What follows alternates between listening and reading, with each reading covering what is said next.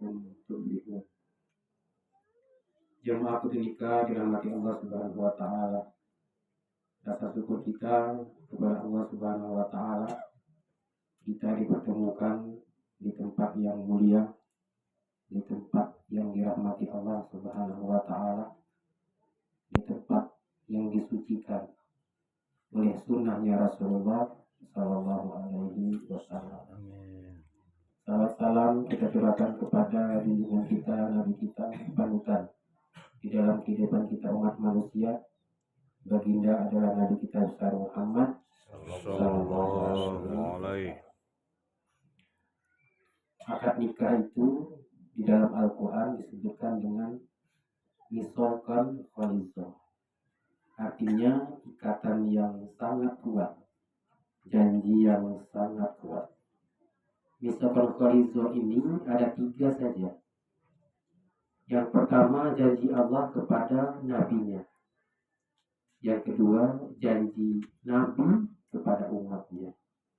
Dan yang ketiga janji seorang suami kepada istrinya.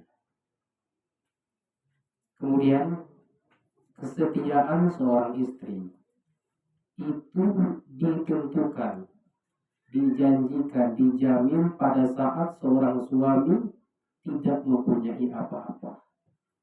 Jadi kalau yang nak uji kesetiaan miskah, punya ngago hidup panas, buntu, sari. Nah, di situ akan teruji kesetiaan seorang istri. Dan kesetiaan seorang suami diuji pada saat rumah tangga itu mempunyai segala-galanya. Mempunyai uang banyak, kendaraan mewah, makanan banyak.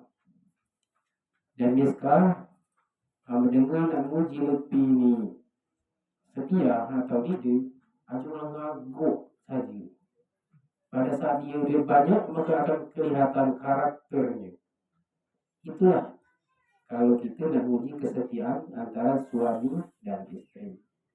Makanya kita lanang ngaguk nanaman. Maka kinaan kita tu setia apabila kita buntu saja, berarti bini kita yang setia kita. Kita tidak teruji karakter yang sebenarnya. Kemudian yang tidak kalah pentingnya dalam pernikahan itu adalah niat kita.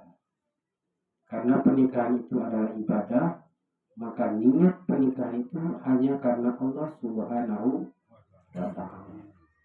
Memang boleh Nabi mengajarkan memilih istri karena kecantikannya boleh, memilih istri karena kekayaannya boleh, memilih istri karena keturunannya juga boleh. Tetapi yang paling utama memilih istri itu karena agamanya. Supaya apa? Supaya niat kita ikhlas karena Allah Subhanahu wa Ta'ala. Kemudian nanti setelah ijab dan qabul, menjalani bahtera rumah tangga. Kata Nabi, istri yang baik itu yang pertama apabila kita melihatnya menyenangkan hati suaminya. Jadi kalau kita balik di kebun, balik di sawah, balik di kantor, senang kita karena disapa oleh istri tadi.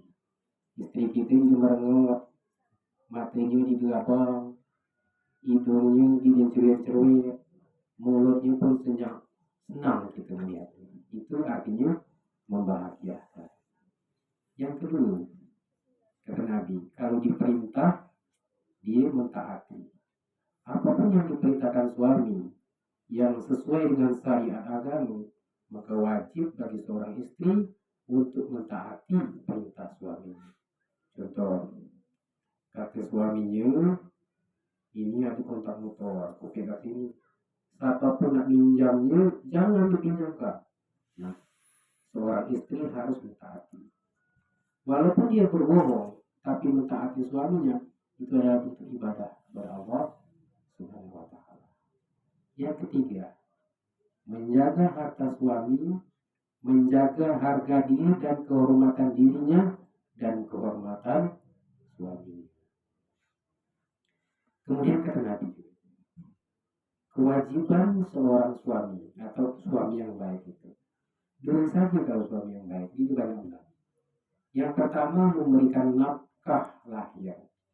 Nafkah lahir itu makanan, minuman, tempat tinggal, itu namanya nafkah lahir.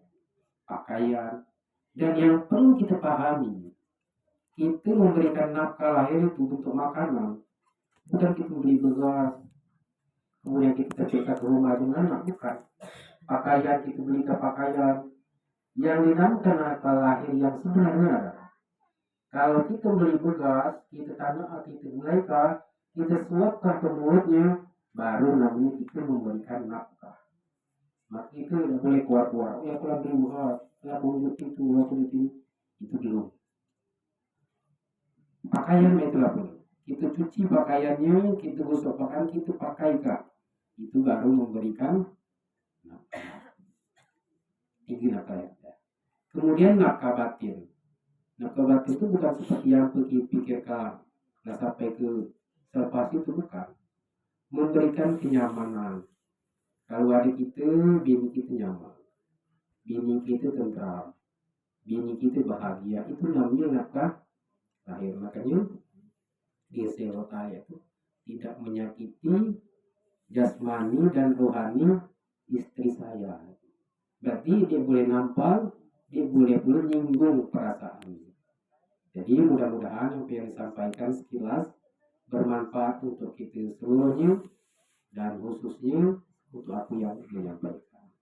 Barakallahu li wa lakum fil Qur'anil azim wa nafa'ani wa iyyakum bima fihi minal ayati wa dzikril hakim wa taqabbala minni wa minkum birawatahu innahu huwas samiul alim wa qul rabbi wa anta khairur rahimin. Kita